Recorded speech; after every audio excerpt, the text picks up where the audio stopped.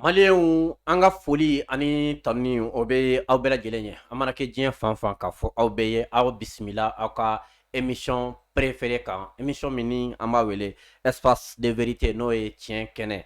ka jamana kodɔnnaw wele minnu na faamuyalen don minnu ka wulikajɔ a n'u ka cɛsiri o bɛnnen don jamana kɔnɔdenw bɛ se ka don da kelen fɛ ka bɔ da kelen fɛ cogoya min na an b'a fɔ aw bɛɛ lajɛlen ye bi ye awa samedi ye 6 août 2022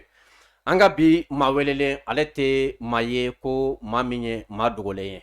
aw bɛɛ lajɛlen bɛ a dɔn ka sabu kɛ a ka wulikajɔ a n'a ka cɛsiri ye faso ko in na ni aw bɛɛ lajɛlen b'a a dɔn ni Dirisa Mɛmɛnta ye Yɛrɛwolo debout sur les remparts o kumalasela dɔ don n'an b'a fɔ chargé de communication porte parole tɛ nka olu ka chargé de communication dɔ don an ye Dirisa Mɛmɛnta wele bi ka na plateau sanfɛ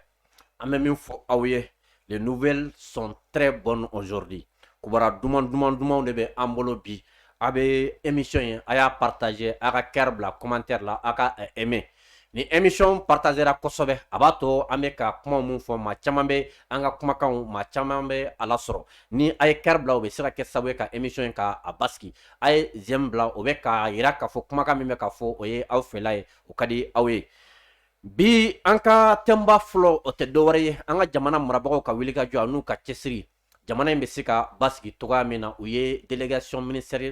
ministérielle ba wili ka bɔ mali kɔnɔ yan ka taa Guinée an balimaw fɛ Guinée ye n'o ye awa Guinée président ye ani a ka maaw u ye sigikafɔ kɛ sigikafɔ bolila fɛn min kan ni ala sɔnna an ka bi sigi na an bɛna an da don o kuma la ni o kuma fana bɔra yen aw bɛɛ lajɛlen y'a dɔn k'a fɔ ko mali ni Côte d'Ivoire ni ɲɔgɔn cɛ ko awa ko Côte d'Ivoire k'u ko k'u ka indépendance k'u bɛna a fêter n'o o ye sini ye rumeur bolila fan bɛɛ k'u ko k'u bɛna courant tigɛ an na an b'a fɔ rumeur de don parce que an m'a mɛn communiqué officiel foyi la k'a fɔ ko Ivoire autorité ko k'u bɛna courant tigɛ an na nka bamananw b'a fɔ bana kunbɛ a ka fisa ni bana furakɛ bana kunbɛ sababu de kosɔn an ka minisiri n'o ye awa Lamine Seydou Traoré ye ale wulila ka awa groupe électrogène dɔw bɛ yen a nana a caman ye den bi duuru mun bɛ se ka an dɛmɛ ka awa an dɛmɛ yelenko la ni an bɔra o yɔrɔ fana la aw bɛɛ lajɛlen bɛ a kalama k'a fɔ les 49 mercenaires ivoiriens olu nali senfɛ société dɔ tun bɛ aéroport la ni an bɛ a société ni an b'a fɔ a ma Sahel Aviation Service olu ka ja yɔrɔ dɔ tun b'olu bolo aéroport la yɔrɔ min ni awa sɔrɔsiw jiginyɔrɔ dɔ don soldats étrangers ninnu olu caman tun bɛ loger o yɔrɔ de la mais an ka jamana marabagaw ye communiqué kɛ ko min ye olu ka daga min bɛ aéroport la ye ko fɛn fɛn bɛ soldats étrangers fɛn fɛn bɛ yen k'a bɛɛ lajɛlen k'u ka minɛnw cɛ ka bɔ aéroport la an bɛna an da don o fana la an ka thème dɔ fana ye MINUSMA ka tagali ko parce que bɛɛ lajɛlen b'a dɔn Yɛrɛwolo debout sur les remparts u ye jamanajɛba kɛ kunun palais de la culture la a kun tɛ dɔwɛrɛ ye ko jamanadenw ka fara ɲɔgɔn kan min bɛ se k'a to MINUSMA a bɛ se ka gɛn ka bɔ mali kɔnɔ cogoya min na an da na se o fana ma an ka thème ba yɛrɛ yɛrɛ min ye o ye ONU ye rapport min bɔ sisan u ye rapport laban min bɔ o rapport laban tɛ dɔwɛrɛ ye o ko rapport kɔnɔ ko wagati dɔ la maa 33 ɲɔgɔnna tun fatura ni o maa 33 n'olu tun ye Mauritaniens ye fo ka taa se Malien mɔgɔ 4 ma n'i y'a bɛɛ lajɛlen fara ɲɔgɔn kan a bɛ taga ka taa ni fo ka taa Mauritaniens mɔgɔ 29 ani Malien maa 4 a bɛɛ lajɛlen bɛ maa 33 ma u ye rapport bɔ k'a fɔ o maa 33 min fara ni civil tun don ko Mali tenitigilagaw a n'u dɛmɛbaga awa tubabuw mun bɛ yen u yɛrɛ ko tubabuw ko maa jɛmanw ko Mali tenitigiw a n'u dɛmɛbaga maa jɛman mun bɛ yen k'olu de kɛra sababu ye ko ka nin maa 33 ko u bɔnnen nin na an b'a fɔ aw ye ninnu de an ka thème ye bi an bɛna an da don min na nka an bɛ min fɔ aw ye an ka chaîne YouTube fana bɛ yen n'o ye Gandi Malien ye a bɛ se ka taa aw abonné o fana sanfɛ an bɛ foli ani tanuni an b'a di an dɛmɛbaga bɛɛ lajɛlen ma Bama Dramera ale ye produit garant PDG ba ye an bɛ foli lase Bama Dramera ma agent de voyage Al Omora mɔgɔw ka foli bɛ yan boisson énergétique an b'olu fɔ fo ka se Moussard Douceur mɔgɔw ma an bɛ foli lase nin bɛɛ lajɛlen ma ani an ka Selifukɛ Sɛki Ami Ayidara kabako fura tigi ni maa min mago bɛ a ka kabako fura la a bɛ se ka weleli kɛ 78 78 03 03 k'a fɔ a ka kabako fura in ala ta kɔfɛ tiɲɛ yɛrɛ la a bɛ bana caman furakɛ sababu ye mun ye u y'a di an ma k'a fɔ k'an k'a di dɔw ma u k'a lajɛ maa mun ye fura ta olu ye jaabi min di olu ko alhamdulila n m'a fɔ k'a bɛ saya bana furakɛ nka a bɛ bana caman furakɛ a bɛ ka solar maaw an bɛ foli lase olu ma panneau lampadaire batterie lithium u bɛ nin bɛɛ lajɛlen fɛrɛ ni maa min mago bɛ aw ka sigida a ka se ka yelen sɔrɔ yelen min bɛ kɛ wasa ye a mana kɛ togo togo pano ni batiri ni lampadaire ninnu ala ta kɔfɛ aw bɛ se ka aw jigi da a bɛ ka solar maaw kan 79 11 73 16 a y'a bisimila ka émission préféré sanfɛ espace de vérité an ka bi maa welele o ye Dirisa Mementa ye Yɛrɛwolo debout sur les remparts au chargé de communication o maa dɔ de don an b'a fɔ aw ye émission ye a y'a commenter a ka partager a ka a aimer a y'a bisimila Dirisa Mementa i ni ɲantuma Sidibe o baasi la alhamdulillah me ala tanu kosɛbɛ folikan jumɛn de b'i bolo k'a lase maliyɛnden bɛɛ lajɛlen ma Mali kɔnɔ ani Mali kɔ kan sani an k'an da don an ka thème na an sigi o sigi an bɛ tanu fɔlɔ ka ɲɛsin ala ma ale min kɛra sababu ye ni diɲɛ bɛ yen ni lahara fana bɛ sigi o tɛmɛlen kɔfɛ an bɛ sɔnni an ka kiraba Muhammad alayhi salatu wasalam kan ka bangebagaw fo ka karamɔgɔw fo ka kanubaga bɛɛ lajɛlen fo mɔgɔ mɔgɔ ɲɛ b'an na ani mɔgɔ mɔgɔ tulo b'an na ka bɛɛ lajɛlen fo k'i fo ka technicien fo studio Gandi ka aw bɛɛ lajɛlen fo ka tila ka dugawu kɛ a ye tuguni ala ka kɛ Gandi international amina parce que jamana bɛ yɔrɔ min na sɔnɔ kunnafoni a nafa ka bon kosɛbɛ parce que n'i y'a ye tubabu yɛrɛ b'a fɔ k'u bɛna na miliyari 1 ni kɔ don kunnafoniya di la walasa u bɛ se ka u bɛ dingɛ min kɔnɔ donc o b'a yɛrɛ k'a fɔ ko kunnafoni di a jɔyɔrɔ ka bon ka tɛmɛ hali marifa ci kan donc an b'o fana fo kosɛbɛ. D'accord. Dirisa ni yera plateau sanfɛ an bɛ nisɔndiya kosɛbɛ jamana kɔnɔdenw u bɛ nisɔndiya ka sabu kɛ i ye maa de maa min ni a faso kanu b'a a la an ye dɔɔni fɛn kelen pe de o ye k'a dɔn k'a fɔ Mali a kanu b'i la ka wuli ka jɔ ni ka cɛsiri actualité ba fɛn fɛn mana kɛ jamana kɔnɔna la i bɛ i da don a bɛɛ lajɛlen na bamananw b'o de fɔ ngalon kuma la a bɛ se tiɲɛ kumabali la wagati o wagati sani jamana kɔnɔdenw ka taa dɔn irimeriw la mɛli la i bɛ bɔ ka ɲɛfɔli kɛ fasodenw ye o hukumu de kɔnɔna la n'i wele bi thème ka ca an bolo bi an ka se ka an da don olu la semaine kɔnɔna la an ye a ye k'a fɔ une forte délégation ministérielle u taara Guinée ka taa kuma ye ya jamana in a bɛ se ka basigi cogo min na jamana bɛ degun min kɔnɔna la a bɛ se ka bɔ degun ninnu kɔnɔna la cogoya min na Dirisa yala i bɛ se ka mun de fɔ jamana kɔnɔdenw ye an ka délégation ministérielle min taara Guinée u ka taali la Guinée. Sidibe an b'i fo kosɛbɛ k'an ka jamana ɲɛmɔgɔw fo ni acte na ka Mamadi Dunbiya k'a fo hali n'a sɔrɔ n'a na waati ni kuma kun cayara kosɛbɛ caman fɔra ma dɛ caman fɔra sigana caman kɛra contrairement à Damiba ale na waati mɔgɔ kun nisɔndiyara mais ale ta kɛra contraire Mamadi na waati mɔgɔ kun dimina mais o fana falenna falila fara donc o b'a yira k'a fɔ ko waati dɔw la i bɛ fɛn dɔ filɛ i ka hɛrɛ i b'a sɔrɔ bɔnɛ b'a la fɛn dɔ bɛ yen nɔ i b'a filɛ ko bɔnɛ don i b'a sɔrɔ ka hɛrɛ b'a la mais Sidibe yanni an ka don u ka tagali yɛrɛ kɔnɔna la an bɛ acte in yɛrɛ ta fɔlɔ kɛwale yɛrɛ min kɛra Sidibe ne tɛ fɛn dɔn diɲɛ kɔnɔ min ka go tubabu ye ka tɛmɛ nin kan jumɛn farafin ka gɛrɛ ɲɔgɔn na c'est à dire fɛn tɛ yen min ka go y'u ka tɛmɛ kan u ye gɛlɛya o gɛlɛya ta k'a da Mali ka indépendance ɲini waati a bɛɛ sɔrɔla parce que ko Modibo Keyita ko farafinna filɛ nin yɔrɔ min na ko an bɔlen deuxième guerre mondiale la Europe farala ɲɔgɔn kan ka kɛ kelen olu ye fanga sɔrɔ Amérique ko ye jamana 30 ni kɔ ye k'olu ye fanga sɔrɔ URSS ko o cira o fanga dɔgɔyara Asie ko olu fana n'u farala ɲɔgɔn kan i b'a ye Chine jama ka ca kosɛbɛ province caman don ko donc Modibo Keyita ko ni farafinna tora a damana ten jamana fitini i n'a fɔ tubabu y'an tila cogo min na ko an bɛ san 200 kɛ an tɛ développer an tɛ bɔ an togo la wa an tɛ bɔ jɔnya la donc ko fɔ an ka fɛɛrɛ de kɛ ka fara ɲɔgɔn kan kɛ dugukolo b'an bolo mɔgɔw b'an bolo hɛrɛ caman b'an bolo quoi donc ko n'an farala ɲɔgɔn kan ko an bɛ fanga sɔrɔ wa hali n'i y'a ye Congo kɛlɛ la ni Modibo Keyita ye tɔgɔ tiɲɛ sɔrɔ ye ni u ka complot daminɛ a Modibo Keyita ko cogo di a ko tubabu minnu bɛ Congo ko k'olu bɔ yen ko farafin yɛrɛ ka fara ɲɔgɔn k'u tɛgɛ di ko ka taga Congo dɛmɛ o de kɛra sababu ye n'u ye tɔgɔ tiɲɛ sugu caman ta k'a da Modibo kan o bɔlen i y'a ye k'a fɔ ko Modibo ni Seku Ture ani Kwame Nkrumah u ko ka fédération dɔ sigi ka an fara ɲɔgɔn kan halisa o bɔlen kɔ na u ye a essayé avec Mali Sénégal malheureusement waati o foyi kun bɛ yen minnu kun bɛ tubabu ka baara la u ye baara bɛɛ kɛ pour que ka se ka ninnu fara ka bɔ ɲɔgɔn na quoi sinon fɔlɔ Mali ni Laginɛ an kun donnen bɛ ɲɔgɔn na dɛ kosɛbɛ an kun donnen bɛ ɲɔgɔn na yɛrɛ hali sini kɛrɛnkɛrɛnnenya la an ka jeliw n'i y'olu ta hali kɛrɛnkɛrɛnnenya la bi laadala fɛn dɔw b'u bolo i b'a sɔrɔ a bɛ Mali ni Guinée de ni ɲɔgɔn cɛ ɲinan ta bɛ kɛ Mali la san wɛrɛ ta bɛ kɛ Guinée munna parce que a bɛɛ mɔgɔ kelen quoi a bɛɛ kabila kelen i b'a sɔrɔ kɔrɔ ni dɔgɔ ni balimaw de donc ni fɛn ka go tubabu ye o ye k'a ye k'a fɔ ko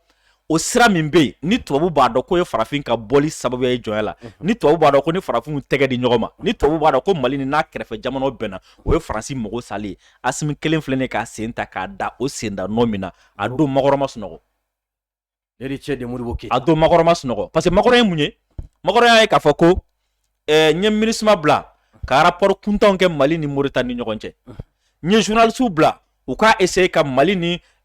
Algérie kunkari ɲɔgɔn na n ye MINUSMA bila à travers Alassane ka Ivoire ka sɔrɔsiw na cogo jugu la minnu na cogo min pour que ka Mali ni Côte d'Ivoire bila ɲɔgɔn na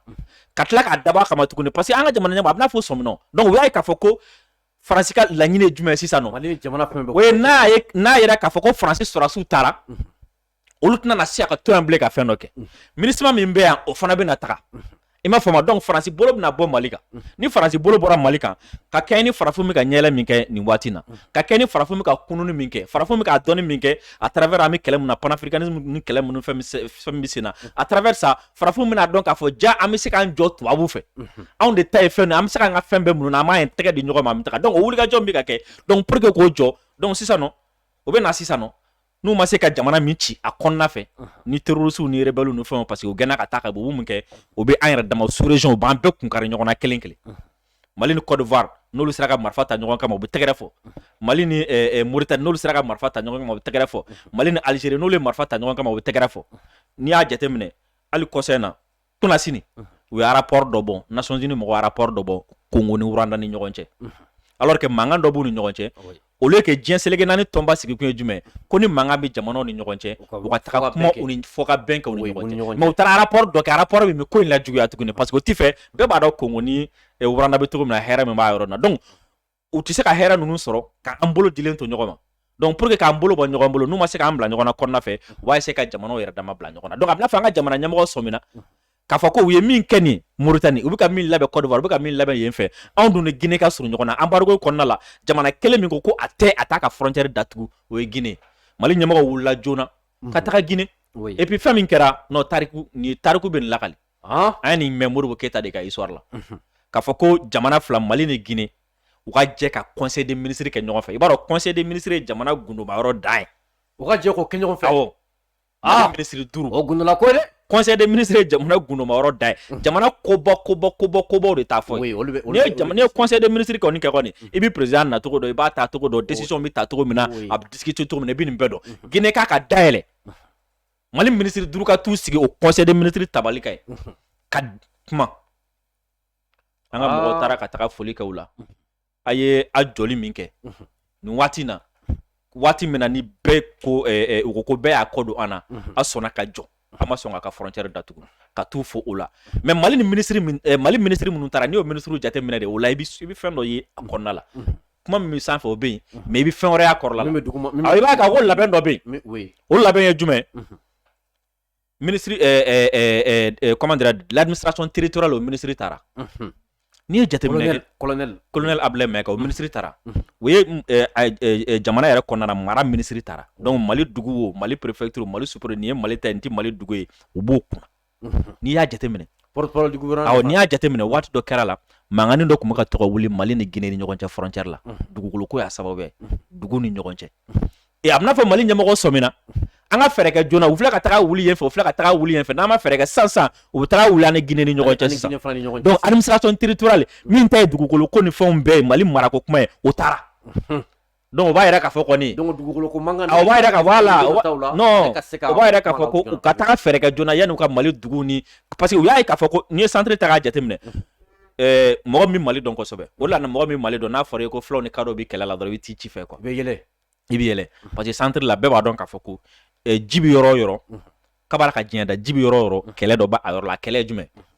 bagan marala bagan bɛ balo ji la mɔnikɛla o bɛ jɛgɛ ɲini ji la sɛnɛkɛla o fana mago bɛ ji la donc ninnu saba bɛɛ mago bɛ ji la ji kelen na donc o exploitation nɔfɛ diyagoya don mankan bɛ don u ni ɲɔgɔn cɛ i b'a sɔrɔ bagan marala ka bagan mintɔ la a bɛ kɛ sababu ye soit ka mɔnikɛla ka jɔ tiɲɛ ou bien ka sɛnɛkɛla ka foro tiɲɛ kaba la ka diɲɛ da ni mankan misɛnninw b'u ni ɲɔgɔn mais nin kɔrɔ tɛ k'a fɔ ko kɛlɛ bɛ siyaw ni ɲɔgɔn cɛ donc u sɔmina sisan nɔ a bɛna fɔ an ka jamana ɲɛmɔgɔ sɔmina k'a fɔ ko mankan dɔ bɛ to ka wuli ani Guinée ni ɲɔgɔn cɛ frontière la an ka kɔn a ma an ka taga fɔ fɛn fɛn b'a la an k'a bɛɛ bɔ a la fɔlɔ yanni Faransi ka taga don a kɔrɔ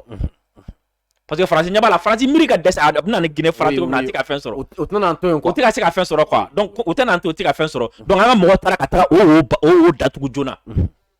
ministre wɛrɛ min taara o ye commerce ni industrie ani transport fana taara transport o ye jumɛn o ye taa ni ka segin ani Guinée ni ɲɔgɔn cɛ ni mɔgɔ min ko transport port ko kuma b'o la crise in daminɛlen an ka mɔgɔ kun bɔ Mauritanie ani Guinée donc a kɛra mɔgɔ caman kɔnɔ ni nin ko in kɔni banna kɔni Sénégal i m'a ye Sénégal ni Ivoire girinna ka bɔ embargo wulila dɔrɔn magasinage a ye kalo 5 min kɛ minɛn minnu kun b'aw fɛ yan an tɛna fɛn minɛ na an tɛna fɛn minɛ na ka essayer k'a kɛ i n'a fɔ u b'an kɛ denw ye quoi ka gɛrɛndɛ d'an kan kalo 5 kɔnɔna la et puis waatini fitini kɔnɔ ka sɔrɔ k'a fɔ ko non k'a ye tiɲɛni min don k'u bɛna jɔ o kɔ donc a kɛra mɔgɔ caman kɔnɔ ko nin ye Guinée ko ni Mauritanie ko bannen pewu Mali ko la ni ye ministre de transport taalen o kuma bɛ yen o b'a yira k'a fɔ Mali ni Guinée ni ɲɔgɔn cɛ jamana bɛ corona ka bolo kan bi dɛ transport bɛ se ka voilà an ka minɛnw bɛ se ka don cogo min na ka bɔ cogo min na k'a sɔrɔ gɛrɛntɛba ma da a kan o b'a la ni ministre de commerce ni industrie fana tagalen yen nɔ o fana bɛɛ y'o sira kelen ye o ye da dumunifɛn minnu gɛlɛyalen don ye ani minɛn minnu bɛ don parce que an y'a ye k'a fɔ ko kɔsɛ na fɛn dɔ kɛra ne ma kuma mɛn o ye jumɛn o ye transport ye minɛnw bɛ donni min kɛ ka bɔ Sénégal ka na Mali la a fɔra ko dɔ bɛna fara prix kan donc maintenant sisan nɔ n'u ɲɛsin Guinée ma premièrement gɛlɛya min b'an ni Sénégal ɲɔgɔn cɛ embargo waati caman bɛ bɔ o gɛlɛya la donc an ka minɛnw bɛ se ka don Guinée fɛ Guinée ni Mali ka surun i m'a faamu donc o bɛ se ka dɔ bɔ a la donc fɛn min ministre de transport ani commerce i b'o ye o yɔrɔ la quoi donc o b'a yira k'a fɔ ko Mali ni Guinée ni ɲɔgɔn cɛ cette fois-ci Salif Keita ye laɲini min kɛ n'o ye fédération ko kuma min ka fɔ hali ni fédération ma sigi sa vraiment Sékou Touré kuma min fɔ n'o ye k'a fɔ ko Mali ni Guinée ye 2 poumons dans le même corps là vraiment i b'a ye k'a fɔ ko a sira taara et puis nin fana bɛna kɛ misaliya ye farafinna wa ala tɛmɛ i bɛna ye tuguni k'a fɔ ko jamana wɛrɛw bɛna nin ladi parce que Mali kɛlen don o de sisan nɔ an bɛ wa de bɔ sisan an bɛ wa de bɔ sisan o la mɔgɔ bɛ tugu an kɔ wa i b'a ye k'a fɔ jamana wɛrɛ bɛ fara Mali ni Guinée kan sisan parce que ko in sera yɔrɔ dɔ la an k'u fa u m'u sira an ka kɔngɔ da u kan u ma sira an ka embargo da u kan u ma sira terrorisme m'u sira rebelle m'u sira u bolo bɛ ɲɔgɔn bolo mɔgɔ tɔw bɛna k'a fɔ non nin ye ɲɛtaga ko de sisan non i b'a ye sa ala tɛmɛ i b'a ye jamana wɛrɛ b'a sen don nin ko in na o yɔrɔ de la an fana bɛna an sigi ka jateminɛ kɛ a kana kɛ jamana espion ye quoi parce que jamana ɲɛmɔgɔ dɔw fɔ an ka ɲɛma jɔ sinon u bɛ se ka taa don jamana wɛrɛw la olu ye tubabu espion ye olu ye tubabu ka voilà c'est à dire ni n bɛ kale ye ni farafinna sira ka nin don ba la jamanaw ka gɛrɛ ɲɔgɔn na ta ka décision ta ɲɔgɔn fɛ c'est à dire ni farafinna y'a daminɛ bi ye don jumɛn biti le 6 août ya an bɛ taa se san wɛrɛ le 6 août ma n bɛ kale ye farafinna bɛ fɛn droit de veto sɔrɔ Nations Unies na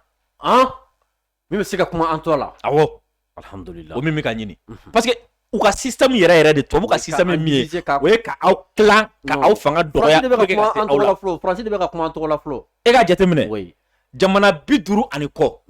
a jamana 50 ni kɔ Faransi kelen n jɔyɔrɔ ka bon n'a jamana 50 ni kɔ bɛɛ lajɛlen alors que a jamana 50 ni kɔ Mali kelen ka bon ni Faransi ye siɲɛ 3 siɲɛ 4 Mali kelen nafolo min b'a kɔnɔ a ka ca ni Faransi nafolo siɲɛ 10 siga yɛrɛ t'a la mais n'i y'o Faransi kelen k'o bilalen farafinna jamana 50 ni kɔ bɛɛ ɲɛ mun bɛ nana ye parce que u farafaralen don u farafaralen don bɛɛ kelen don sigilen don kelen na wari tɛ nin bolo ji tɛ nin bolo dumuni tɛ nin bolo fanga tɛ na mais n'an gɛrɛla ɲɔgɔn na waati o waati non i bɛna ye k'a fɔ ko tubabu bon tant que ni tubabu ma dɛsɛ an tɛ gɛrɛ ɲɔgɔn na o de la makɔrɔ ma sunɔgɔ kunasini impérialisme si ma sunɔgɔ kunasini parce que u y'a ye k'a fɔ ko Mali ni Guinée ta a bɛ ka bɔ kulonkɛ la o bɔlen kɔfɛ Guinée fana ye délégation dɔ bila ka na Mali la foliw kɛlen kɔfɛ nin yɔrɔ ninnu bɛɛ ɲɛnabɔlen kɔfɛ a fɔra ko bɛna continuer ka taga halisa nin y'a daminɛlen de nin sira de bɔlen ka taga ni Ala sɔnna d'accord Dirisa ni an ka se awa Nations Unies ka rapport ma ni MINUSMA ka tali ko ma yala groupe électrogène ninnu min nana i bɛ se ka mun de fɔ fana d'abord groupe électrogène ninnu na yɔrɔ dɔ b'a la yɔrɔ min bɛ yen nɔ ni min diyara ne ye o ye anticipation ye i m'a faamu o ye ka baara dɔ kɛ ka kɔn fɛn dɔ ɲɛ i m'a faamu an b'a ye k'a fɔ ko san o san ni funteni bɔra gɛlɛyaba bɛ na an ka jamana kɔnɔna la i m'a faamu an b'a kuma fɔ san wɛrɛ fana funteni bɛ tila ka na tuguni an bɛ tila ka segin o gɛlɛya kelen fana tuguni voilà donc ni fɔlɔfɔlɔ min b'a la n'o bɛ mɔgɔ nisɔn o ye jumɛn o ye ɲɛbila baara ye i m'a faamu yanni ka gɛlɛya lana fɔlɔ filanan ye jumɛn o ye ŋaniya min b'a kɔfɛ ye ni o ye ka Mali ka souveraineté di a ma sur le plan énergétique o ye jumɛn Mali kana na siri jamana foyi la courant ko sira fɛ parce que i b'a kalama an ka min bɛ courant dɔ ta ka bɔ Ivoire ka fanfɛla fɛ ka na donc Mali kana siri jamana si la courant ko ta fanfɛla fɛ quoi i m'a faamu sabanan ye jumɛn o ye économie yɛrɛ o ye sɔrɔ yɛrɛ a bɛna se ka min lase an ma parce que an bɛ courant min ta ka bɔ Côte d'Ivoire ni nin groupe ninnu kalo kelen kɔnɔna la n'u bilala marché la san o san an bɛ se ka wari min mara an yɛrɛ ye o ye miliyari 2 fo dɔ bɛ yɛlɛ a kan an yɛrɛ an bɛ min don Côte d'Ivoire ta in na c'est à dire an bɛ se ka o tɔ min bɛ to la n'an bɛ se ka min mara o bɛ taa se fo miliyari 2 ani kɔ ma yɔrɔ o tɔnɔ ye yɔrɔ o ye tɔnɔ ye kojugu et puis min fana ka bɔ a la o ye jumɛn o ye n'an bɛ min consommer an b'o wari sara an ma min consommer an t'o wari sara mais Côte d'Ivoire dun ta la Côte d'Ivoire ta la b'a la c'est comme si kalo la i bɛ nin sara quoi i y'a jeni i m'a jeni problème t'a la kalo la i bɛ nin sara mais nin ta ye an min jeni an b'o de sara et puis non seulement an min jeni an b'o sara an bɛ tila ka miliyari 2 économie fana kɛ tuguni quoi et puis Assimi instruction ferme di k'a fɔ ko nin contrat ko ministre de k'a négocier mɔgɔ wɛrɛ dagara don a la dɛ ministre yɛrɛ de ka taga nin contrat négocier o de la a contrat kɛra ministre yɛrɛ de fɛ n'o ye comment dire la ministre de l'énergie ale yɛrɛ de en propre personne ale yɛrɛ de taara nin contrat kɛ sous Lamine Sédou Traoré président ka yamaruya kɔnɔna la quoi donc i b'a ye k'a fɔ ko min nana a bɛ taa mégawatt 50 ɲɔgɔn don a mégawatt 50 n'a dafara a bɛ taa fo mégawatt 180 na donc a bɛ dɔ ta Kati a bɛ dɔ ta Bamako a bɛ dɔ ta Sikaso fana la quoi donc o kɔni vraiment c'est bien a bɛ kɛ sababuya ye funteniba minnu bɛ na ani surtout i yɛrɛ kuma min fɔ tiɲɛ don o tiɲɛ tɛ o u bɛn'an bagabɔ u bɛn'a don ta o y'an sigilen don mɔgɔ wɛrɛ de la an ka labɛn dɔrɔn voilà o y'an sigilen don mɔgɔ wɛrɛ de la u y'a fɔ u m'a fɔ o bɛɛ ye kuma wɛrɛ mais n'i y'ale a kuma kulonkɛ bɛ na c'est qu'an sigilen don dɔ la mais n'an sigilen tɛ mɔgɔ la i bɛ se k'a kulonkɛ kuma fɔ an fɛ i t'a fɔ voilà donc o ye k'an ka indépendance d'a ma sur le plan énergétique sinon mɔgɔ dɔw yɛrɛ bɛ k'a fɔ ko dɔ bɛna courant tigɛ anw na alors que a fana bɛ ka di olu yɛrɛ ma de k'a sɔrɔ hali olu yɛrɛ ta tɛ an kɔni ka edemu y'anw de ta ye o ye kuma ban pewu a bɛ ka fɔ min bɛna tigɛ anw na o ta tɛ o ye kuma ban pewu voilà Dirisa ni an bɔra o yɔrɔ la compagnie Sahel Aviation Service an y'a ye k'a fɔ vraiment 49 mercenaires ivoiriens problème caman bɔra o ni compagnie ka niveau la an ye a mɛn kɔsa in na ko jamana marabagaw ye communiqué min b'a jira k'a fɔ ko c'est à dire force étrangère fɛn fɛn bɛ awa ninnu ka bolo ka aéroport la k'u bɛɛ lajɛlen ka taa ka bɔ aéroport kɔnɔna la yala information ale bɛ cogo di d'abord surasi 49 ko in na a kɛra sababu ye comme an b'a fɔ cogo min na ko a quelque chose malheur est bon waati dɔ bɛ yen nɔ fɛn dɔ bɛ yen nɔ n'a juguyara a bɛ kɛ sababu ye a b'i permettre ka décision dɔ ta et puis a b'i obligé ka décision dɔ ta parce que fɛn dɔ tun bɛ sen na c'était très grave a kun ka jugu kojugu quoi c'est à dire anw ka aéroport kɔnɔna la surasi dunanw tun bɛ yen aéroport kɔnɔ anw ka aéroport kɔnɔna na surasi dunanw tun bɛ yen c'est très grave et c'est très dangereux i m'a faamu wa e b'a dɔn ne y'a delila k'a fɔ n ko ni coup d'état bɛ nana kɛ u bɛ girin ka yɔrɔ 3 de minɛ président Jabala jamana kunnafonidisoba ani aéroport i m'a faamu présidence voilà ORTM ani aéroport o aéroport dun surasi dunanw bɛ yen n'o surasi dunanw bɛ yen ni coup d'état bɛ na kɛ sisan olu ti yen baara kɛ dɔrɔn o minɛlen don ka ban de cɛ i b'a fɔ ko o minɛlen kun don ka ban il suffit olu ka bɔ kɛnɛma donc a bɛ n'a fɔ an ka aéroport kun minɛlen don ka ban ala de m'an labila quoi ala de kun b'an di jugu ma aéroport kun minɛlen don ka ban kelen nafiya fɛn fɛn kun bɛ ka kɛ ja mɔgɔ ninnu fɛ don o don n t'a dɔn n'i bɔra a kalama tubabu ka chaîne dɔ kun bɛ ka to ka bɔ ka nafiya dɔ kɛ ko Wagner mercenaires dɔw nana aéroport la voilà u photo yɛrɛ ja ninnu de kun bɛ ka kɛ i bɛ kamana gan quoi i bɛ kamana gan quoi ja ninnu de kun bɛ aéroport la ninnu de b'u k'o nafiya kɛ u bɛ ka espionner fana voilà o de tiɲɛ ni fɛn fɛn donna ni fɛn fɛn bɔra ninnu ka baara dɔ u nana mun kɔlɔsi jamana wɛrɛ sɔrɔsi bɛ taa mun de kɔlɔsi an ka aéroport kɔnɔ an ka aéroport kɔnɔ polisi bɛ yen fɛn bɛɛ bɛ yen police de frontière fɛn bɛɛ bɛ yen o bɛ taa mun wɛrɛ kɔlɔsi ni espionnage tɛ et min ka jugu a bɛɛ la u kun bɛ yen nɔ illégalement sariya sɔsɔ dan sɔsɔ ma u bɛ yen sariya sɔsɔ de ma a tɛ contrat kɔnɔ wa contrat ti jɛni a ye ko SAS Sahel Aviation Service olu ka contrat kɔnɔna la a tɛ bɛn u ka na ni jamana wɛrɛ sɔrɔsiw ye aéroport la k'u loger o bɛɛ ka u tun bɛ k'o kɛ bɛɛ la kun bɛ k'a kɛ wa a ti jɛn n'a ye fana u ka poste fana créer aéroport la u fana kun bɛ k'o fana kɛ cɛ Mali ka aéroport tun an ka aéroport tun t'an ta ye o aéroport yɛrɛ kun t'an bolo nin tɛ aéroport ye o a fɔ ne ma ko jumɛn de an kɔni kun bɛ tɔgɔ min na kɔni non nin ye batɛmɛsira port de an bɛ batɛmɛsira port de la an tun bɛ danger la i m'a faamu wa donc a fɔr'u ye ko bon tile 3 bɛ di aw ma contrat kɔnɔna la a ye taa contrat n'a sɔrɔ ni contrat n'a papier tununa la a ye taa contrat in papier ta k'a kalan fɛn minnu sɛbɛnnen b'a kɔnɔna la a bɛ da olu ma aw ye fɛn fɛn kɛ a kɔnɔna la ni o tɛ contrat in kɔnɔ a k'a bɛɛ jɔ yanni tile 3 cɛ n'an m'a kɛ yanni tile 3 cɛ anw b'an ka précaution ta o kɔrɔ ye jumɛn n'an m'a kɛ yanni tile 3 cɛ anw yɛrɛ bɛ taa kɛ aw place la o dɔ ye jumɛn o ye kun kɛlen don ka baraji fu minnu dilan aéroport la ye k'olu wuli ka bɔ yen baraji bɛ wuli ka bɔ ani sɔrɔdasi dunan fɛn fɛn tun b'u bolo yen n'u nana ni o ye ka tila ka u jabala kɛ aéroport ye tuguni ko k'olu fana gɛn ka bɔ yen tile 3 kɔnɔna la i m'a faamu Sidibe mɔgɔ b'i yɛrɛ ɲininka quoi mais o kuma aéroport fana kun maralen don cogo de Sidibe diri ko n'i y'i sigi k'i jamana tun t'an bolo koyi sani nin transition kana jamana tun t'an bolo an kɔni tun bɛ taa jamana tun tɛ koyi n ko jamana tun ye batamisira de Mali n ko sari Mali jamana tun t'an bolo koyi an kɔni tun bɛ a kɔnɔ y'an tan dɔrɔn Mali parce que ko n'i ye ko in yɛrɛ de ta ka taga yɔrɔ la i dabali bɛ ban quoi i m'a faamu wa ni contrat signelen bɛ yen nin mankan tɛ ka kɛ mais o bɛ ka kɛ pendant combien de temps san joli sisan mɔgɔw y'a fɔ olu yɛrɛ bɛ t'u disi gosi ko nin t'an siɲɛ fɔlɔ ye o kɔrɔ ye jumɛn an bɛ ka nafigiya k'aw fɛ yen nin t'an siɲɛ fɔlɔ ye an mɛnna la awɔ an mɛnna ka nafigiya k'aw fɛ yen an mɛnna k'aw ka photo ta k'a di mɔgɔw ma an mɛnna ka taa aw ka jamana kan k'a sɔrɔ an taacogo man ɲi ko nin t'u siɲɛ et puis fo kodɔnbali dɔw b'a fɔ k'u b'o kɛ dalɔ ye comme si ni le fait que zo mɛnna sonyɛni na k'o bɛ sonyɛni daga ye quoi non i b'a dɔn kodɔnbala tɛ fasoden juguya dɔn kana siga fɛw u b'a dɔn ka tɛmɛ ne bɛɛ ka fasoden juguya dɔn bon an ka kɛ kunangoya sa parce que fasoden juguya fana n'a sera niveau dɔ o ye kunangoya de ye quoi sinon ni kunangoya tɛ han zo ye san 10 kɛ sonyɛni na a minɛna don min na e bɛ se ka na fɔ to ni kun degera sonyɛni na ko ye a ye nin to yen foyi t'a la o bɛ se ka kɛ kabako don ou bien a jo b'a la parce que nin t'a siɲɛ fɔlɔ ye donc mɔgɔ ninnu somera tile 3 dir'u ma k'u ka bɔ u nana ni sɔrɔdasi minnu ye k'u ka taa n'u ye 49 in tɛ fɔlɔ tɛ 49 kun bɛ na dɔw de remplacer i m'a faamu wa caman tun bɛ yen min ka jugu ko olu fana kun man kan tɛ ka taa aéroport de fana la aéroport kun haramuyalen don olu ma o fana ka contrat kɔnɔna la quoi u ye min yɛrɛ fɔ n'o ye SAS ko n'o ye élément national de soutien ye ko n'o mɔgɔ nana i ka sɔrɔdasi bɛ yɔrɔ min na i bɛ t'i sigi o de kɛrɛfɛ ja aw ka sɔrɔdasiw bɛ fo Tombouctou mun bɛ taa se Mali aéroport la ni nafigiya tɛ ni tiɲɛni t'aw kɔnɔ o ka jan ɲɔgɔn na dɛ Bamakɔ ni Tombouctou ka jan ɲɔgɔn na Alassane fana b'a la kunun ko ka taa conseil de sécurité ko conseil de sécurité ou bien conseil de jumɛn de ko ale ka sɔrɔdasi ninnu hakili b'u la ko olu ye prévu sugu bɛɛ yira Mali ɲɛmɔgɔ la ko bɛɛ la k'u bannen don k'u yira a ye ni Makarikan in fɔ kunun vraiment i b'a dɔn a hinɛ donna ne kɔni i tɛna ɲini peut-être i b'a sɔrɔ e ye dɔ ye Makari kuma fɔ parce que mɔgɔ min tun sigilen tun don ko sans délai ko an ka sɔrɔdasiw bila sans délai o k'i sigi ka ni Makari kuma in fɔ kunun a hinɛ donna na kunun trop wallahi ne ye Alassane kumakan mɛn kunun n y'a dɔn ko se t'a bilen dabali t'a bilen quoi maaba a y'a yɛrɛ kɛ maaden ye diɲɛ ɲɛkɔrɔ tan fu ne ko e ye prévu ye de ya prévu jumɛn Alassane bɛ ka prévu ko kuma min fɔ tan o bɛ ka explication min dɔn dɔrɔn sinon dalu tɛ yen o a m'a fɔ ko Nations Unies de ka bɔ ka kuma Nations Unies bɔra Nations Unies kumana MINUSMA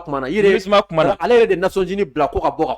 kuma mais n bɛ n kale ye n bɛ plateau de kan n bɛ n kale Alassane bɛ nin cɛkɔrɔbaya kuma bɛɛ la wallahi bilahi Alassane ka sɔrɔdasi ɲɛmɔgɔ bɛ dugumana la u bɛ mɔgɔ dɔn Mali la u donna a bɛɛ kan ko ka taa Asimi deli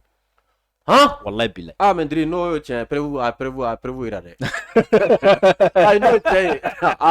n'o tiɲɛ prévu yira dɛ mais ka mɔgɔ bila ka taa a so deli tiɲɛ yɛrɛ la mais a ka bɔ ka taa kuma fɛ ka taa deli mais a ka nin kuma ninnu de fɔ mais yanni a ka taa fɔ dugumana fɛ yanni ka taa fɔ télé la o k'e ye prévu de mun na i tɛ taa fɔ mɔgɔ ye tiɲɛ yɛrɛ la ne jo t'a la o de fɔra ye o sinon ale ye Alassane ye sans délai don min na ne ko bilahi n ko nin tɛ colonel ninnu dɔn n'a bɛ colonel ninnu dɔn ko sans délai ko kuma n ko n'a y'o fɔ n k'a ko bɛɛ kɛ colonel ko bilahi i b'a dɔn colonel ko c'est à dire malgré k'a jo t'a la ko n'a kun sɔnna ka na olu fɛ yen k'a fɔ ko k'a dilan adamadenya la k'olu yɛrɛ dama ni ɲɔgɔn cɛ olu tun bɛ kuma non Alassane yɛrɛ mana wuli ka se Mali la sisan ka colonel ninnu nasigi ka kuma n'u ye nin bɛɛ bɛ Alassane den filan bɔ ko mais a den filan de don a bɛ ka taa sira min fɛ mais bagabali ni fɛn non jamana kɔnɔ min y'a ɲa da sugu la ja b'o ta ayi non bougez pas i m'a faamu a bɛ nin bɛɛ la ni généraux min bɛ mɔgɔ dɔ dɔn suguba kɔnɔna na u b'o wele a ti ɲa ma ne bɛ fɛ ka na aw fɛ yen pour que i bɛ se ka sira dɔ bɔ yan pour que n ka taga fɛ yen o y'a sɔrɔ ministre wɛrɛ bɛ yen nɔ n'o fana balima min bɛ Mali la u b'o wele an bɛ fɛ ka taga Asimi fɛ yen ka kuma fɛ donc u bɛ dugumana de la ka bɛɛ tɔɔrɔ ka bɛɛ kulolɔkara kɛ dugumana la mais kɛnɛma dɔwɛrɛ ma f'u ye de k'u k'a reconnu k'a fɔ u ye baara min kɛ ɲuman tɛ hadamaden kuma ta mɔgɔ min bɛ kuma min b'i ma o bɛ dɔn mais mɔgɔ kumabali Asimu ta do mane sans délai Asimu ko kabi mako sa sala bi kanyana ma de pas sans délai o y'a daminɛ sans délai la ani ka tila ka fara ka tuguni ko n'a sɔrɔ négociation ko ni olu bɛna le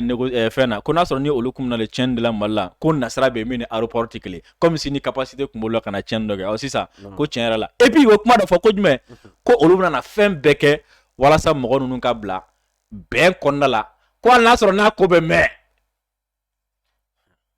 ne ko ngem bula ka boka yafa deli ko wallahi a ka boka yafa deli jempe ka boka yafa deli note a ka ministre dɔ bila kana i ka ministre de la défense bi a bila kana Sadio Faye sa a bɛ kuma fɛ sisan aw ka kuma kɛ ko bɛ ban ko han i yɛrɛ ka na ou bien i yɛrɛ ka na tiɲɛnikɛla ti kɔrɔbalen koyi ale de tiɲɛni kɛ wallahi na a so fɛ yen parce que ale bɛ ka ye den filan den ninnu ye ni y'a kɛ cogo dɔ la ala gosira ka bɔ ale tɛ min dɔn et puis a bɛ min kɛ a bɛ min kɛ i b'a dɔn Babo ka mɔgɔw bɔra kɔsɛn na u ka porte parole ko nin sɔrɔsi 49 ko in ko premièrement ko diplomatie min bɛ Alassane bolo ko a bɛ ka Mali degun a bɛ Mali tɔɔrɔ kɔrɔ jumɛn ko Alassane bɛ ka baga Mali ma filanan ye jumɛn ko nin sɔrɔsi 49 ko in ko tiɲɛ don u segili ka di olu ye tiɲɛ don olu ka jamanadenw don ko mais k'o tɛ se ka kɛ sababu ye ten na ko ka nin ko in ta k'a bila kɛrɛfɛ ten k'a kɛ n'a fɔ fɛn ma kɛ dɛ ko k'a ɲɛfɔ jamanadenw ye k'a ɲɛfɔ jamanadenw dɔrɔn tɛ dɛ ko ka enquête parlementaire de dayɛlɛ a ka sɛgɛsɛgɛ k'a lajɛ mɔgɔ min ye tiɲɛni min kɛ ko k'o fɔ de b'o kɛra i b'a dɔn Alassane ye fɛɛrɛ min sɔrɔ a ye kɔsɛ n'a kun ye fɛn wele Ari Kona Beje ani Laurent Gbagbo wele ka maquillage dɔ kɛ quoi ka kɛ n'a fɔ ni u ka bɛn kɛ u ni ɲɔgɔn cɛ k'a sɔrɔ mɔgɔ 3000 fagara e ni Gbagbo de kun bɛ kɛlɛ la a taara ni Gbagbo ye CPI la k'o de ye 3000 faga ɔ CPI mɔgɔw ko Gbagbo tɛ ɔ jɔn don sisan o bloc dɔ fana tɛ ɔ jɔn don Alassane do kɛlɛkɛla kɔni kun da don ɔ maintenant sisan k'olu fila ka na u ka ɲɔgɔn ye donc o sen fɛ a ye jɔn wele Umaru Ambalo Sisoko n'o ye Guinée Bissau président ye k'o ka n'a sen don ko la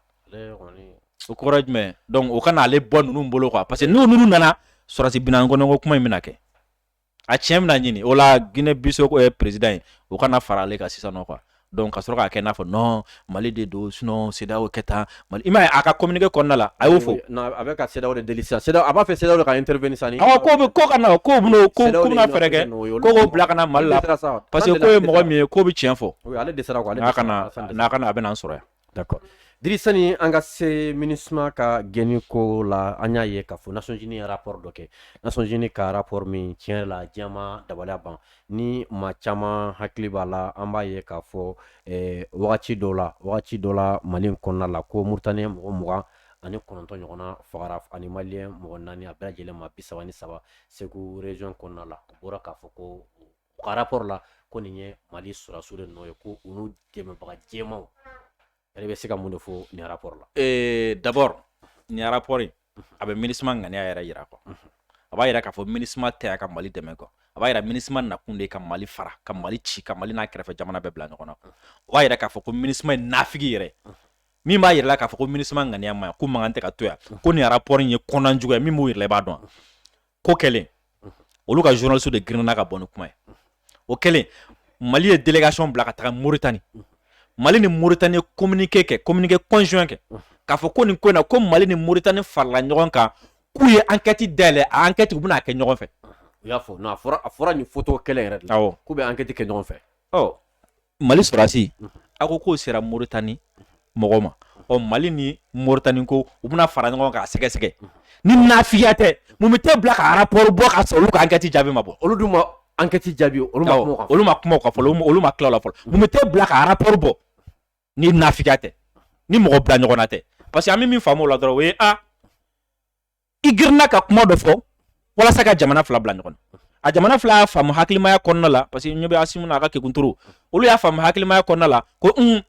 yan'an ka girin ka kuma dɔ fɔ an ka taga fara ɲɔgɔn an ka taga nin ko in sɛgɛsɛgɛ an bɛ mun faamu o ye k'a fɔ ninnu kɛlen ka ko in sɛgɛsɛgɛ u y'a ye k'a fɔ ko soit Faransi sen bɛ ko dɔ la ou bien MINUSMA sen bɛ tiɲɛni dɔ la nin ko in na o la MINUSMA sɔmin'o la a girinna ka bɔ ni rapport dɔ ye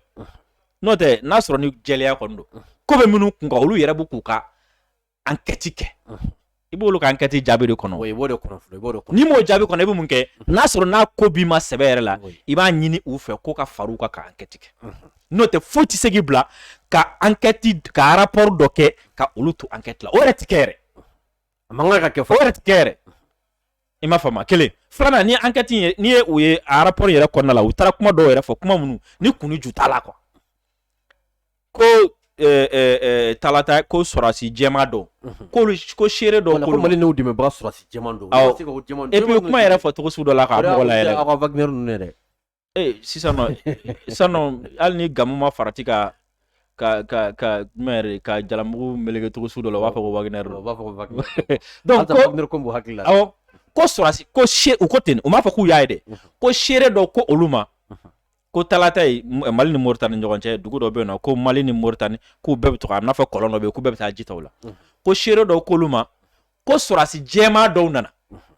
ko sɔrɔsi jɛmanw nalen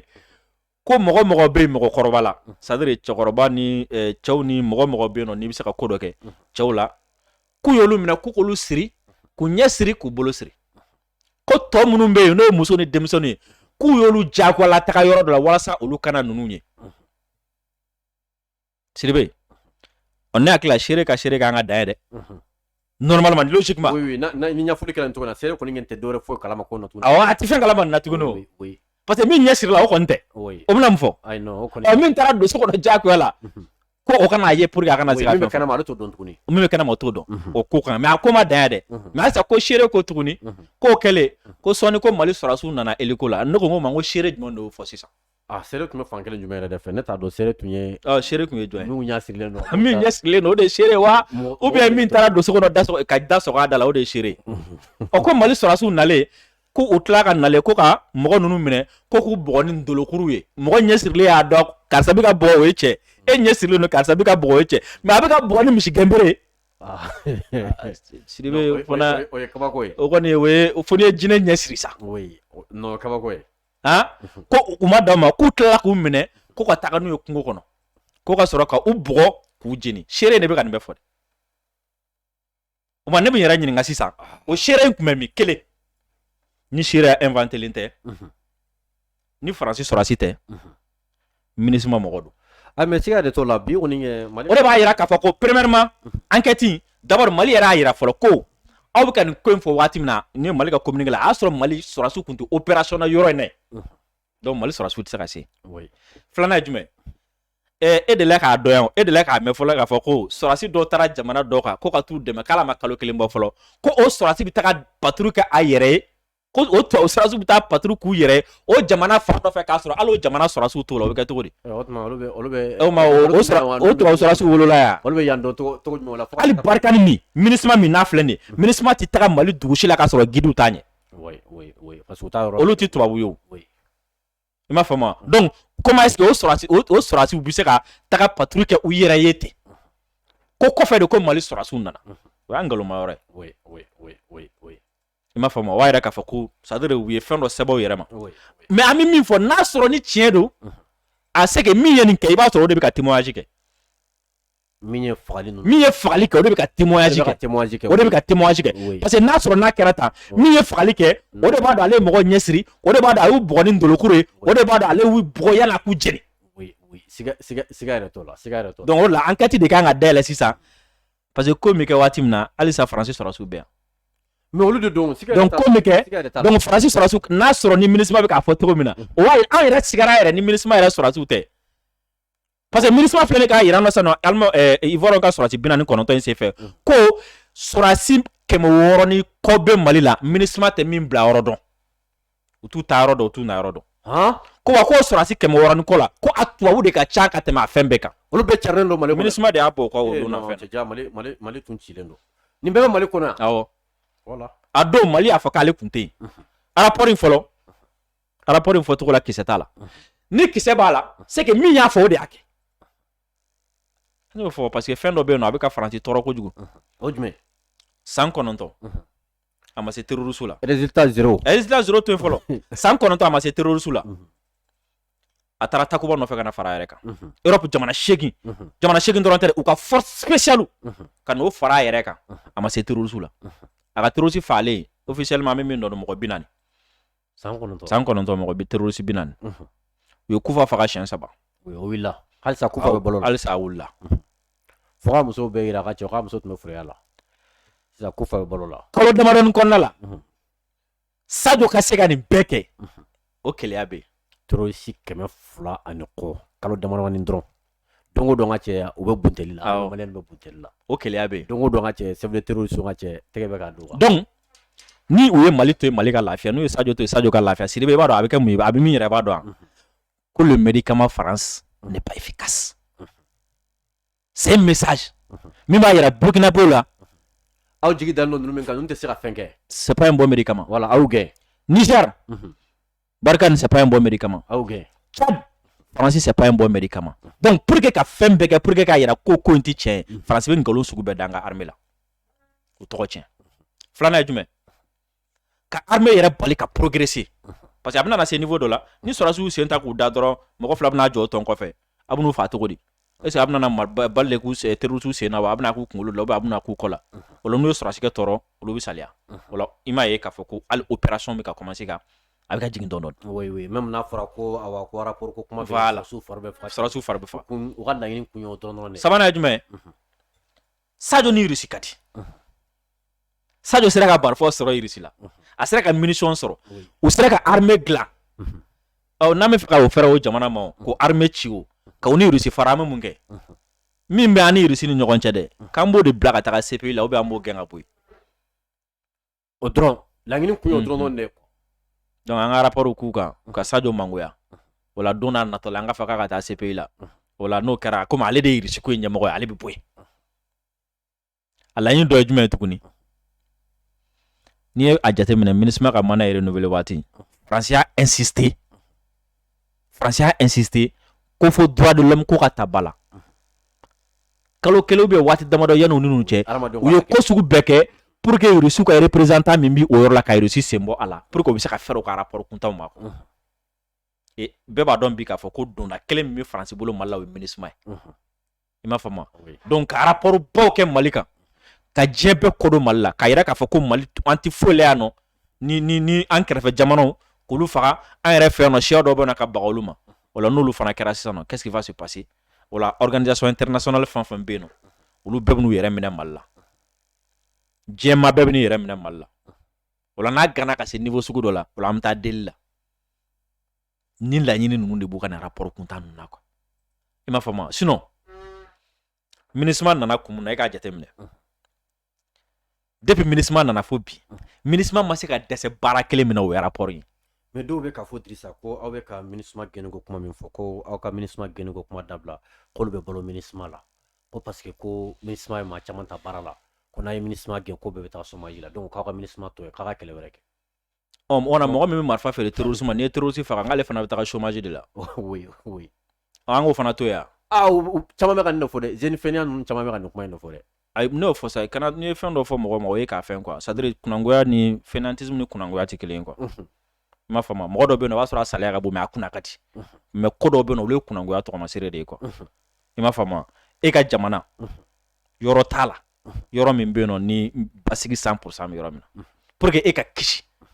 i fa i ba i kɔrɔ i dɔgɔ olu ka kisi i denw ka se ka taga école la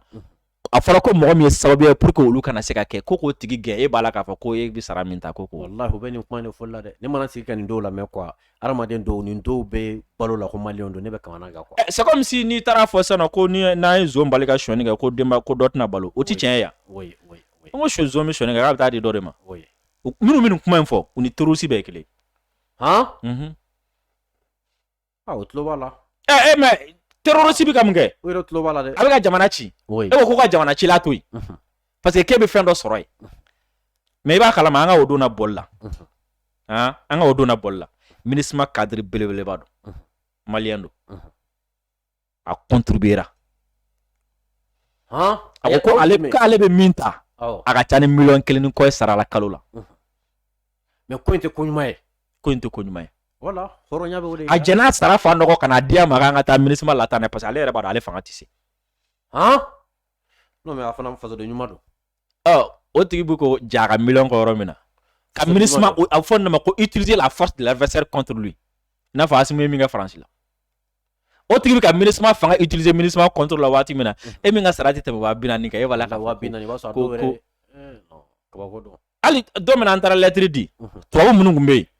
olu bɛ ɲini k'an dun u bɛ girin-girin ka na monsieur mais farafin garde minnu ni fɛn minnu kun bɛ yen hali ni y'olu ɲɛ ye i b'a dɔn ko olu bɛ fɛ k'i dun u ɲɛ kumunen don a tɛ fɛ parce que olu ɲɛ bɛ fɛn o fɛn na u ka kalo sara bɛna tigɛ a dun bɛ tigɛ dɛ a bɛ tigɛ ni mɔgɔ min taga baara wɛrɛ ɲini depuis a taa baara wɛrɛ ɲini Maître e dalen don la k'a fɔ MINUSMA a b'a kɛ MINUSMA yɛrɛ b'a dɔn k'ale ka baara banna a bɛ taa n ko MINUSMA yɛrɛ b'a dɔn k'ale ka baara banna donc a tɔ tora jumɛn ye sisan nɔ c'est comme si n'i ye denmisɛnnin bugɔ a bolitɔ la a yɛrɛ b'a dɔn ko in banna a bolitɔ la quoi n'a ye minɛn min sɔrɔ a b'o talon ka taa donc ko taaba tɛ bon ɲuman kɛ ni y'u taatɔla de ka tiɲɛni de daminɛ ta o de la an bɛ ka kɔn o ma parce que n'a fɔra ko ka ni tiɲɛni kɛ san kelen a bɛ sɔn ka kɛ kɔlɔlɔ ye an ka jamana ma quoi u yɛrɛ b'a dɔn u taara o n'i y'a f'i ye ko MINUSMA kɔnɔ ko contrat tɛ ka signé bilen i b'a kalama i bɛ da la contrat bɛɛ jɔra mɔgɔ kura tɛ ta bilen marché tɛ di mɔgɔ ma a bɛɛ jɔra oui parce que tagali bɛ senna voilà MINUSMA bi yɔrɔ min na sa u bɛ fo n kɔnɔ o minɛlen don an bɛn'u kun tigi ka jigin ji kɔnɔ ala tɛmɛ i m'a faamu et puis kɔnɔjugu dɔw b'u la le fait que u y'a dɔn k'a fɔ k'u bɛna taa donc u taara bila u kunna k'a fɔ ko n'i y'a ye an bɛ ka bɔ olu contre la ko i b'a sɔrɔ ko jamana ɲɛmɔgɔ de bɛ k'an pousser ka bila olu la quoi donc an ka taa rapport kuntanw k'o kama quoi mais ko ni naloma bɛ kɛlɛ la k'a bɛ kɛlɛ nɔgɔya i bolo de a b'a nɔgɔya i ma Faransi ye ta yan i ma Faransi ta yan n'an y'u pousser ko kelen kɛ olu yɛrɛ bɛ panko fila kɛ u yɛrɛ ma ka taa ɲɛfɛ n'an y'u pousser siɲɛ kelen u yɛrɛ bɛ panko fila kɛ u yɛrɛ panko donc et puis a rapport munna i b'a dɔn fana k'a fɔ ko nin ye Faransi ka laɲini Faransi b'a kɔfɛ rapport yɛrɛ ma publier fɔlɔ hali bi rapport ma publier fɔlɔ mais a bɛ Faransi journaliste bɛɛ bolo non n'a ye n ko n'a ye RFI France 24 ni fɛn ninnu a ma publier fɔlɔ a ma publier fɔlɔ normalement fɛn Alioune kan ka na yan nɔ a kun kan ka na ni ma fili le 1er ka taga le 12 août la Alioune kun kan ka na a kan ka na o kɔnɔna la n'a seginna a bɛ taga rapport dɔ présenter mais rapport ma ban fɔlɔ Faransi a bɛ Faransi journaliste bɛɛ bolo donc jɔn ka rapport ye sisan Faransi t'a dɔn Faransi a ka rapport don et puis Faransi kun kɛlen don k'an ka MINUSMA baarakɛlaw piéger u kun kɛlen don ka ordinateur dɔw d'u ma mais ordinateur ninnu kun interconnecté len don u ka serveur dɔ la n'i ye sɛbɛnni fɛn fɛn kɛ ordinateur kɔnɔ a bɛ taga Faransi u ka serveur ka ye u b'a bɛɛ kalama donc e bɛ k'i rapport daminɛ don min na a b'o b'u bolo i ye fɛn fɛn sɛbɛn a bɛɛ b'u bolo mɔgɔ kɔni kɛ bonjour ci yɛrɛ wolo dɔ man ka cɛ i m'a faamu donc pendant que e bɛ k'i ka rapport kɛ olu bɛ ka olu b'a sɔrɔ quoi donc yanni e ka tila rapport la i b'a dɔn k'i to ka rapport rédiger sisan nɔ quoi i bɛ se ka yɔrɔ dɔ k'a kɔnɔ sisan nɔ quoi yanni k'a finaliser après i bɛ tila ka prévu dɔ sɔrɔ i b'o yɔrɔ bɔ a kɔnɔ mais olu t'o kɛ dɛ comme olu mago b'a tiɲɛni ma yɔrɔ in de la quoi donc olu bɛ to sɛbɛnni na ye hali n'a sɔrɔ ni fɛn bɛ yen n'i filala ka k'a la ou bien n'i kan ka bɔ a la kɔfɛ olu b'a ta dɔrɔn u b'a publier non o de ko in tiɲɛ sinon u ka média bɛɛ y'a bila parce que olu de don olu de b'a kɔfɛ quoi i m'a faamu mais u bɛ ka baara in nɔgɔya o de la Mali ni Mauritanie ni ɲɔgɔn cɛ an y'a faamu ka ban an ka ɲɛmɔgɔ sɔmin'u la k'a k'u bɛna na nin manamanakan ninnu fɔ dɔrɔn an ka ɲɛmɔgɔ ye mɔgɔ bila ka taga Mauritanie olu kumana u bɛnna Guinée ta i y'o fana fɔ o bɛnna o y'a bannen Algérie ta u y'o daminɛ o ka ambassadeur kumana k'u ye ko in bɔ a minɛn kɔnɔ surtout ko yɛrɛ kuma min yɛrɛ tun tɛ ko kura ye a ye élection kɛ an y'a ye n ka élection date bɔra kan fɔra ka ca mais u tun b'a fɛ k'o fana kɛ fitinɛ ye ko an ka Algérie jaabi n ko tɛ donc laɲini min bɛ yen sa o ye n'u ma dɛsɛ jamana o jamana bɛ Mali kɛrɛfɛ k'a n'a bɛɛ bila ɲɔgɔn na kelen kelen mais ni Ala sɔnna ma non ni Ala sɔnna ma o tɛ se d'accord Diri ka kumakuncɛ kuma an bɛ fɔ kosɛbɛ ka maliyɛn bɛɛ lajɛlen fɔ k'a fɔ ko bɛɛ ka to jɔlen ni Ala sɔnna ma mɔgɔ kana saliya mɔgɔ ka dɔn k'a fɔ nin de ye MINUSMA ye nin de ye Faransi ni nin force sugu kan ka to an fɛ yen ou bien n'a man kan tɛ ka to an fɛ yen mɔgɔw fana kan ka olu dɔn ka bɔ ɲɔgɔn na quoi k'i fo kosɛbɛ Ala ka mɛn sababu maliyɛnw an b'a fɔ aw ye bi an ka maa welelen tun ye Dirisa Memɛnta Yɛrɛwolo Debout sur les remparts au chargé de communication dɔ don maa min don a cɛsirilen don jamana kɔnɔdenw kunnafoni na kosɛbɛ an b'a fɔ aw ye aw kana ɲinɛ cogo si la ka abonné an ka chaîne YouTube fana sanfɛ n'o ye Gandi maliyɛn ye Ala ka an bɛɛ sigi ɲɔgɔn na wɛrɛ ma wa salam